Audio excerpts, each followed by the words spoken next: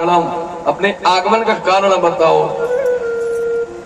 जैसे आपको कोई निमंत्रण दे, भाई आ जाना भोजन है, अब आप 12-1 बजे भूखे भूखे जाओ, भाई भोजन है। अब वो कहते कैसे आए हो भाई, तो कैसा लगेगा? गोविंद ने रास रचाने के लिए बुलाया और पूछने लगे ब्रजस्या नाम एवं कश्चित, क्या कोई ब्रज में गड़बड़ हो गई है? अरे सुनो, ऐसा घोर तमाक घोरा बेला नाम शांत कारिणम, इस घोर बेला में तुमको नहीं आना चाहिए है? पति स्त्री फिर नहातव्यो, अपने पतियों की सेवा, अपने बच्चों को, अपने परिवारी जनों को, अपने प्रेमियों को नहीं छोड़ के आना चाहिए। एक अकेली औरत को ना इस तरह रात्रि को जंगल में कहीं जाना भी नहीं चाहिए। बोले अच्छा अच्छा अच्छा। अब देखो गोविंद है, बात करते जा रहे हैं। बोले ओ राकेश कर रंजितम, इस शरद पूर्णिमा की रात में जो चांद खिला हुआ है, तो इस जंगल की शोभा, इस जंगल के दर्शन करने आई हो क्या देवियों? एक बात बताऊं, वृद्धो रोग जडो पीवा, अगर पति जो है ना वृद्ध हो, रोगी हो, जड़ हो, मूर्ख हो, फिर भी पत्नियों का एक धर्म होता है।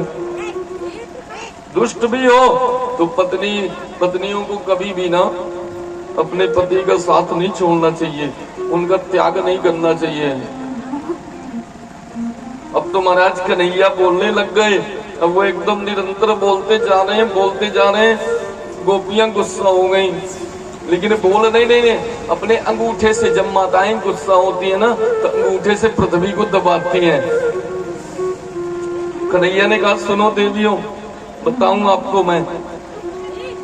एक ब्राह्मण देवता थे, एक पति, उनकी पत्नी थी, पतिव्रता थी। ब्राह्मण देवता आए शाम को, अपनी हवन किया और अपनी निद्रा आ गई, अपनी पत्नी की गोद में सर रख के सो गए।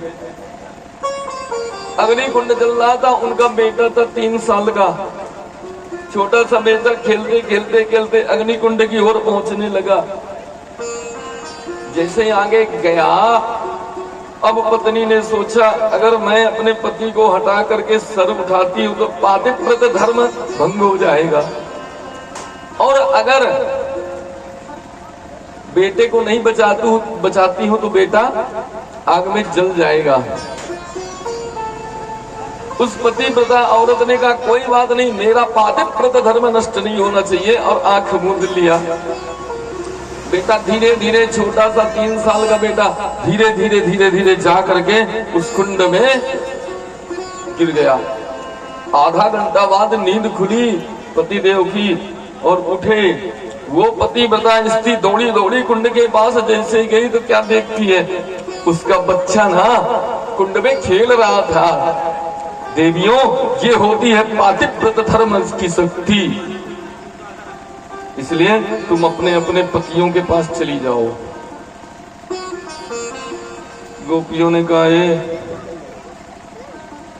इनको अगर कहेंगे नहीं ना तो ये बक बक करते ही रहेंगे। अब सुनो, 100 सुनार की एक लुहार की। कन्हैया, ऐसी कथाएं तो हमसे भी बनती हैं, अब सुन लो। ऐसे ही जैसे आप बता रहे हो ना, पति पत्नी थे, नई शादी हुई,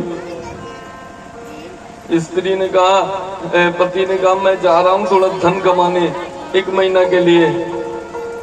पत्नी ने कहा मैं आपके बिना नहीं रह सकती। बोले मेरा फोटो ले लो। अच्छा, किसी की पूजा करना 1 महीने में आ जाऊंगा, कुछ धन कमा लो। गए, अब वो उसी को रोज स्नान कराती, खिलाती पिलाती, सेवा करती। 30वां दिन जैसे पार हुआ, 31वें दिन पति देव आ गए, अपने पति को भोग लगा रही थी। पति ने कहा देवी दरवाजा खोलना, मैं आ गया हूं। तब गोविंद ये बताओ कि उस पतिव्रता नारी को उस फोटो की पूजा करना चाहिए कि जो असली पति आए? अरे बोले गोपियों, वो तो फोटो है, जब असली पति आ गए हैं तो उनकी पूजा करो, खोलो दरवाजा उनको। तो बोले महाराज ये जितने हैं ना ये सब नकली पति हैं, पति तो आप ही हैं। श्रियः पतिर्यज्ञ पतिः प्रजापतिर धियाम पतिर्लोक पतिर्धरा पतिः पतिर्गतिश्चान्धक वृष्णि सात्वताम प्रसीदताम में भगवान सताम पति। अरे सरकार, आप श्री लक्ष्मी जी के पति हो, यज्ञपति, यज्ञ के पति आप हो, धरापति, इस पृथ्वी के पति आप हो, पतिर्गतिश चांधक, विष्णु वंश के पति आप ही हो, इस जगत के पति आप हो। तो जब इस फोटो रूपी ये तो पति अभी मर जाएंगे, अब जब आप समस्त प्राणियों के पति हो तो इन मरने वाले को काहे को पूजे, हम तो आप ही को पूजेंगे। महाराज रास रचाने लग गए।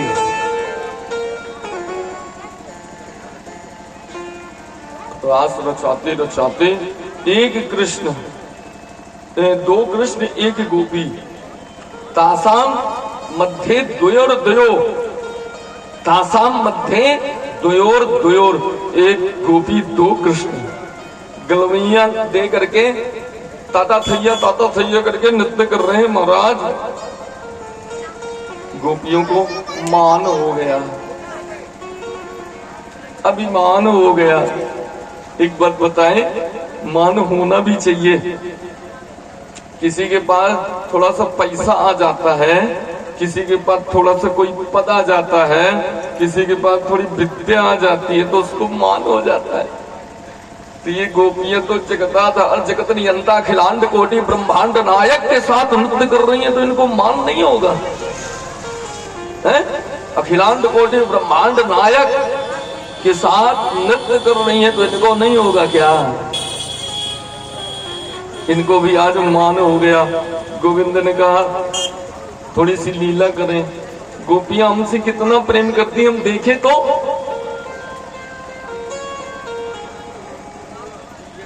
अपने आप को वहीं छुपा लिया और गोपियां देखने लगी, अरे कन्हैया कहाँ गए, कहाँ गए? जिसे राम जी ढूंढ रहे ना, हे खग मृग मधुकर गुण सेनी, तुम देखी सीता मृग नैनी, कच्चित तुलसी कल्याणी गोविंद चरण प्रिय। अरे तुलसी, हमारे कन्हैया को देखा क्या? अरे ये हमारी सौत है, ये कहीं को बताएगी। तुलसी मैया भी एक कन्हैया की, गोविंद की पत्नी है ना। असत्य के बाद गए, असत्य सर्वक्षाणाम, भगवान कहते हैं पीपल मैं हूं। बोले महाराज आपने कहीं देखा क्या? लताओं से पूछती हैं, पक्षियों से पूछती हैं, गुंजाओं से पूछती हैं, लेकिन कोई उत्तर नहीं देता, कोई उत्तर देता ही नहीं है। कहाँ है गोविंद? पता है, अने आराधितो नूनम भगवान हरिश्वरा।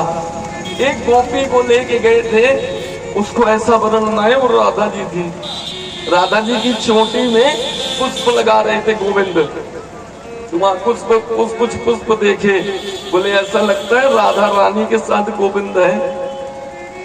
ढूंढते ढूंढते गई, राधा रानी ने कहा देखो मैं जब तक रहूंगी ना तो गोपियों को कन्हैया नहीं मिल सकते, इसलिए राधा रानी को भी मान हो गया। बोली कन्हैया मैं थक गई हूँ, अपने स्कंधे निधाए, अपने स्कंध में मुझे बिठा लो।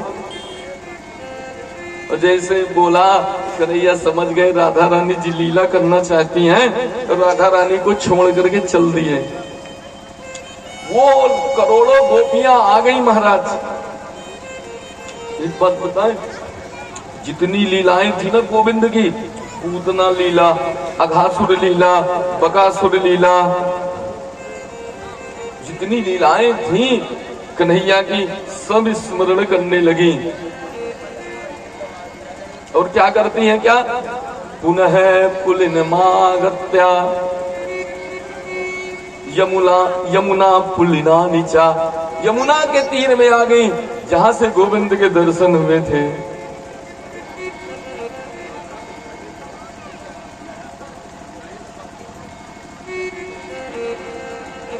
एक गीत गाया है, जिनके पास पत्रिका हो वो गा सकते हैं। आइए गीत गाते हैं, गीत गाना भी चाहिए, है ना। जो कुछ लोग और चाहते हैं उनको दे दिया जाए।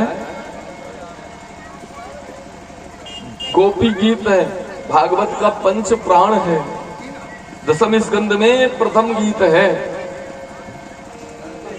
आइए हम लोग बड़े दिल से गाते हैं।